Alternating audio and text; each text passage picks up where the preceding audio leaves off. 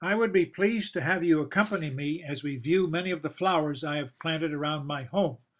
These photos were taken in early May 2015. As you enter my driveway, you'll see my home down to the right. To the left is a white dogwood tree, and to the right is a red dogwood with my home beyond. The red azaleas are readily seen from the road. They seem particularly bright red this year, perhaps because of the very cold weather we had this past winter. At the sidewalk next to the driveway is a small garden with tulips, daffodils, and rose bushes. Along the sidewalk towards the front door are more daffodils and some azaleas. More azaleas grace the front of the house. These, as I said, are visible from the road as well as from the dining room inside. Japonicas are in bloom just as you get to the front door. To the right of the front door are more azaleas, both white and red. Around to the south is a redbud tree coming into bloom. Against the chimney is Laurie's viburnum, having bright orange berries in the fall. Laurie bought the plant with money won in a Super Bowl contest. Along our southern border is a crepe myrtle, just beginning to leaf out. Still further at the far end of the border is another viburnum with a few of its white blossoms. It will soon be full of the blossoms. Outside the windows of the living room and downstairs bedroom are my roses.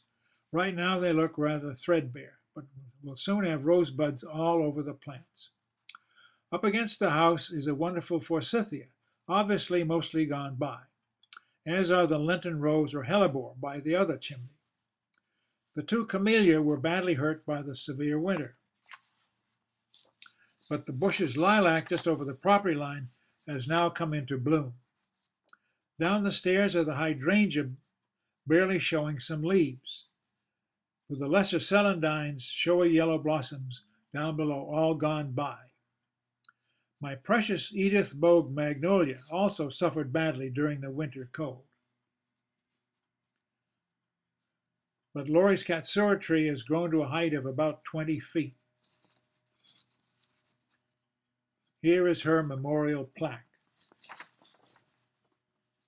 The lawn garden further along down the hill from the house has a full run of yellow iris coming up, with lilies, Japanese iris, astilbe, and other summer flowers to fill up the spaces.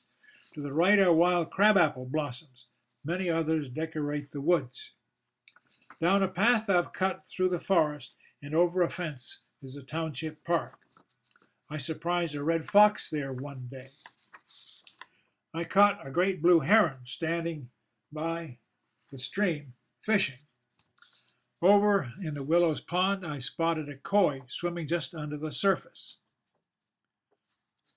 Finally, celebrating the full cycle of life at the park are brand new tiny goslings with their parents on land and at sea. Their formation reminds me of my days in the Navy, steaming along in column. That's all, folks.